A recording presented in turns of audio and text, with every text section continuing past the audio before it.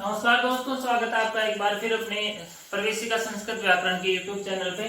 और आज की वीडियो में, आज की कक्षा में हम पढ़ने वाले हैं हरि शब्द से बनने वाला तृतीया एक वचन में जो रूप है वो है हरिणा।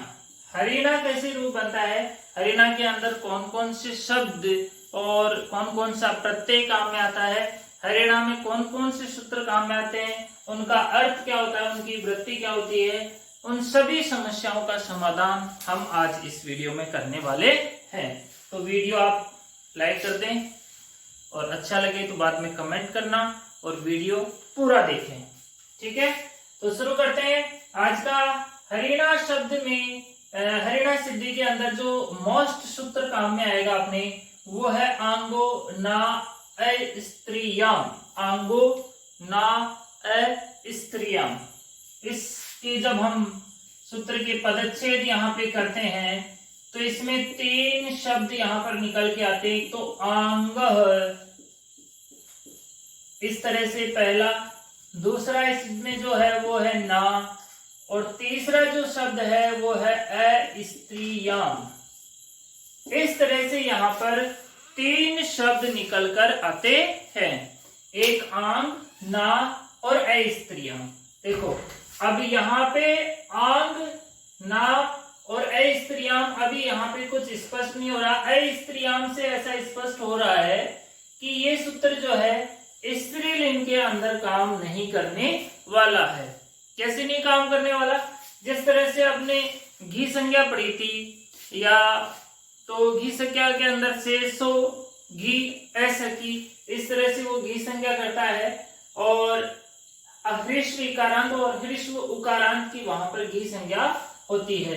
इसी तरह से इसमें कहा गया है कि अस्त्रियाम, स्त्री शब्द को छोड़कर अन्य शब्दों में ही ये काम करने वाला है। अब क्या काम करने वाला और कहां कहां काम करने वाला है, उसके लिए हम इसके वृत्ति को यहाँ पर पढ़ते हैं। देखो सबसे पहले इसमें लिखा हुआ है घी, यहाँ पे लिखा हुआ है घे। घे का मतलब हो गया घी संज्ञक। घे का मतलब हो गया घी संज्ञक शब्द, ऐसे शब्द जिनकी घी संज्ञा हो जाती है। पहली कंडीशन इसकी ये होगी कि अगर जहां पर घी संज्ञा होगी वहीं पर मैं काम करने आऊंगा, अगर घी संज्ञा नहीं होती है तो मैं वहां पर नहीं आऊंगा। तो पहली ये इसकी कंडीशन है कि घी संज्ञक शब्द हो तो ही मुझे बुलाना, नहीं तो मत बुलाना। मतलब आपके पास घी हो तो आंगो ना स्त्रियाम को बुलाना, घी नहीं हो तो मत बुलाना।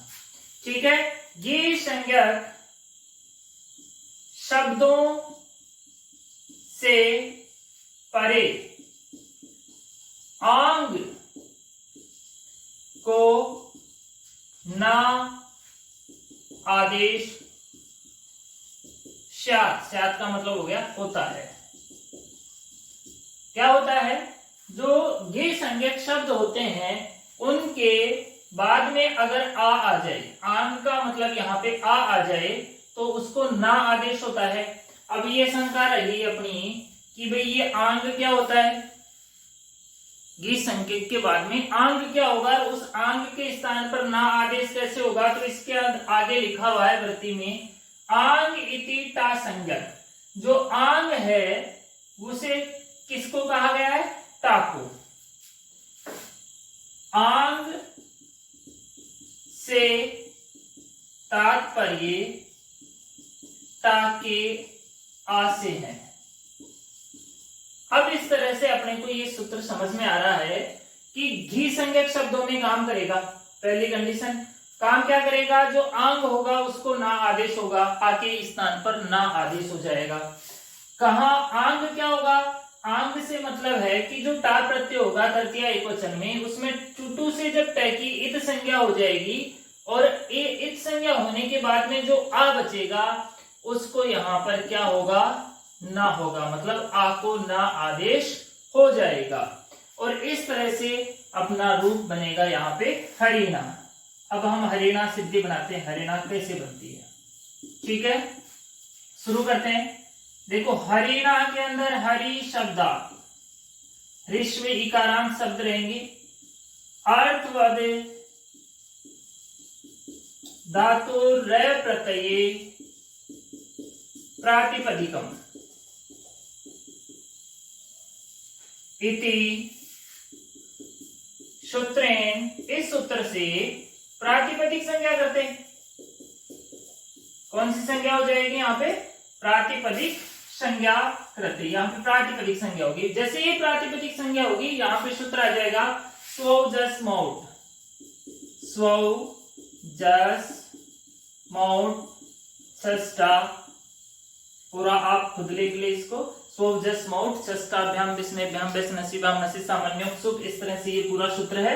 इत्यादि ना सूत्रेण, और इस सूत्र से कौन सा प्रत्यय होगा? देखो हरिणा कहाँ बनती है?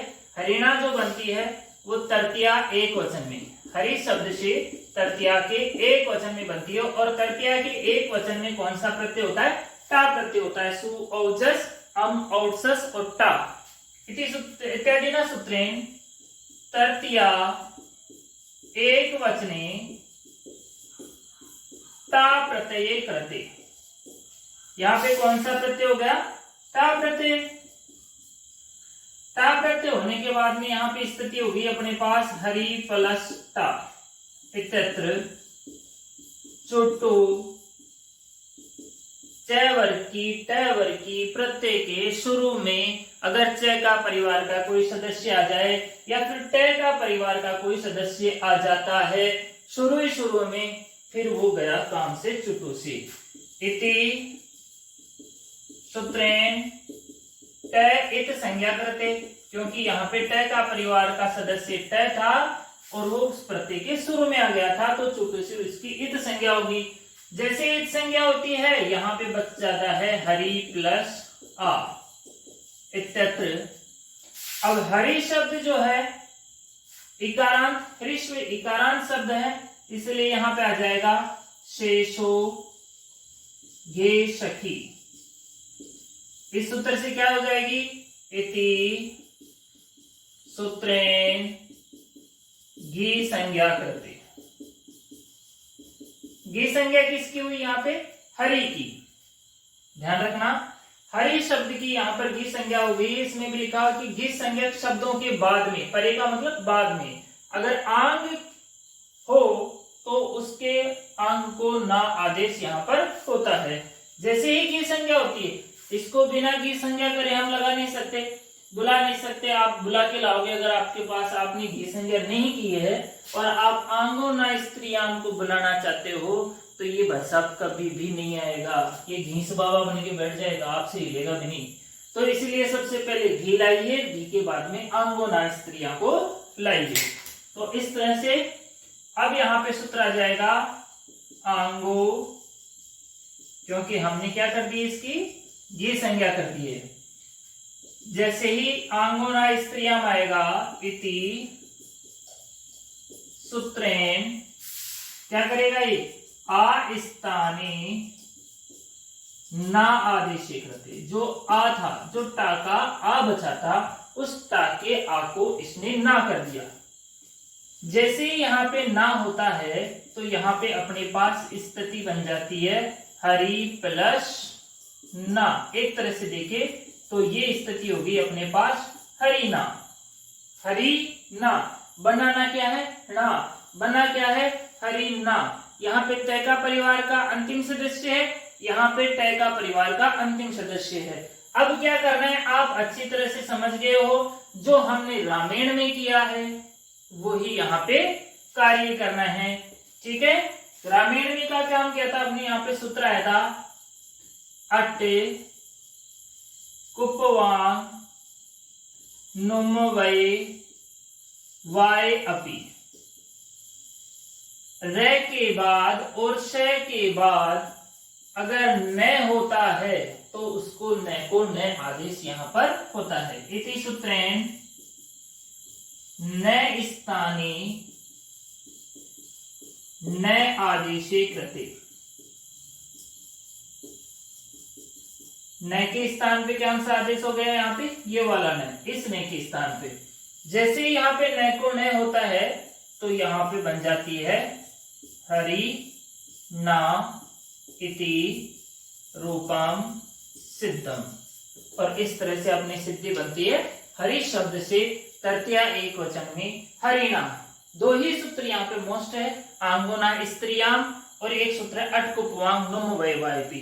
प्रश्न परीक्षा में ऐसे आ सकता है कि हरिणा में आ को ना आदेश करने वाला सूत्र, पहला प्रश्न तो इस तरह से पूछ सकते हैं कि हरिणा के अंदर आ को ना आदेश करने वाला सूत्र कौन सा है। दूसरा ये सूत्र देखिए पूछ सकते हैं कि आंगुना स्त्रियाम का उदाहरण या आंगुना स्त्रियाम का कार्य बताइए, क्या कार्य करता है, आ को ना आदेश यहाँ पर करता है। दूसरा ये भी पूछ सकते हैं कि हरिणा के अंदर जो न था उसको न आदेश करने वाला सूत्र कौन सा है, अट उपवांग नुम वय वाय अपि। ये भी प्रश्न पूछ सकते हैं कि हरिणा में कौन सा प्रत्यय है, टा प्रत्यय है। ठीक है, तो इस तरह से परीक्षा में अपने को ये प्रश्न पूछ सकते हैं, ध्यान रखना है। इसको हम स्त्री लिंग के अंदर ये काम नहीं करेगा, हरिणा के अंदर करके एक वचन से इस तरह से हरिणा अपनी सिद्धि बनती है। आप इसका आसानी से स्क्रीनशॉट ले सकते हैं। आपको वीडियो अच्छा लगा हो तो लाइक करें, कमेंट करके आप बता सकते हैं। थैंक्स, धन्यवाद।